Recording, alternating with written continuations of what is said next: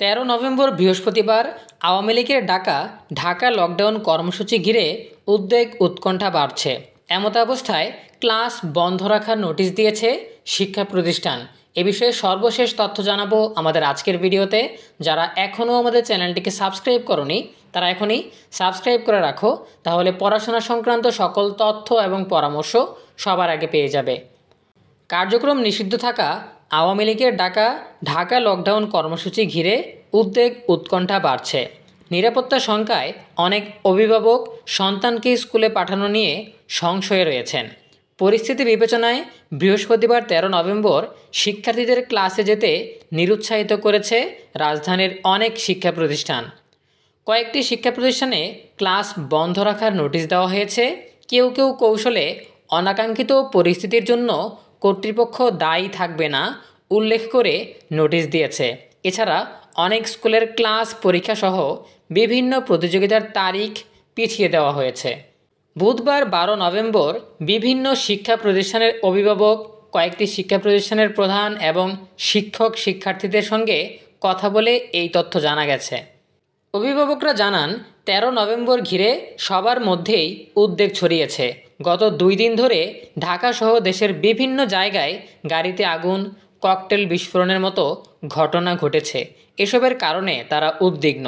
রাজনৈতিক অস্থিরতায় সন্তানকে নিয়ে স্কুলে যেতে ভয় পাচ্ছেন তারা। অভিভাবকদের উদ্বেগ থাকলেও রাজনৈতিক ও প্রশাসনিক চাপে শিক্ষা প্রতিষ্ঠান বন্ধ রাখার সিদ্ধান্ত নিতে পারছে না কর্তৃপক্ষ। ফলে কৌশলে স্কুলের বিভিন্ন শ্রেণীর শিক্ষার্থীর অভিভাবকদের নিয়ে চালু করা ফেসবুক মেসেঞ্জার গ্রুপে অভ্যন্তরীণভাবে কৌশলী বার্তা দিচ্ছে কর্তৃপক্ষ। তবে বিষয়টি নিয়ে কোনো শিক্ষা প্রতিষ্ঠানের অধ্যক্ষ, প্রধান শিক্ষক বা প্রধান গণমাধ্যমে কথা বলতে রাজি হননি। তারা জানান, অভিভাবকরা উদ্বিগ্ন, শিক্ষার্থীরাও ভয় পাচ্ছে।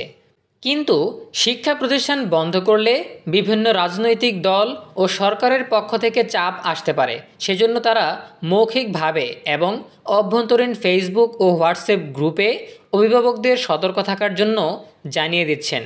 কেউ যদি এদিন স্কুলে না আসে তাহলে তাকে জরিমানা করা হবে না, কাউকে বাধ্য করাও হবে না, এমন তথ্য অভিভাবকদের অবগত করে দেওয়া হচ্ছে বলছেন তারা। জানতে চাইলে মাওশীর মাধ্যমিক বিভাগের পরিচালক অধ্যাপক খান মঈনুদ্দিন আল মাহমুদ সোহেল বলেন, কয়েকদিন পরই বার্ষিক পরীক্ষা। এই সময়টা অত্যন্ত গুরুত্বপূর্ণ। দেশের সার্বিক পরিস্থিতি এমন নয় যে স্কুল বন্ধ রাখতে হবে। অতীতে চরম অনিশ্চয়তার মধ্যেও ক্লাস হয়েছে। সেই হিসাবে নিরাপত্তা নিয়ে কোনো শঙ্কা দেখছি না।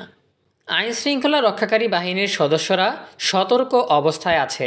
আশা করছি শিক্ষার্থীরা স্বাভাবিকভাবে ক্লাস করতে পারবে, বলছেন মাওশীর এই কর্মকর্তা। প্রিয় শিক্ষার্থীরা, এই ছিল আমাদের হাতে থাকা সর্বশেষ তথ্য। এ বিষয়ে তোমাদের নিজস্ব মতামত জানাতে পারো কমেন্টে। দেখা হবে পরবর্তী আপডেট নিয়ে নতুন কোনো ভিডিওতে।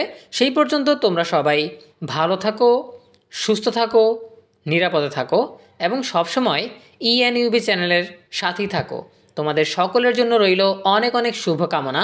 ধন্যবাদ সবাইকে।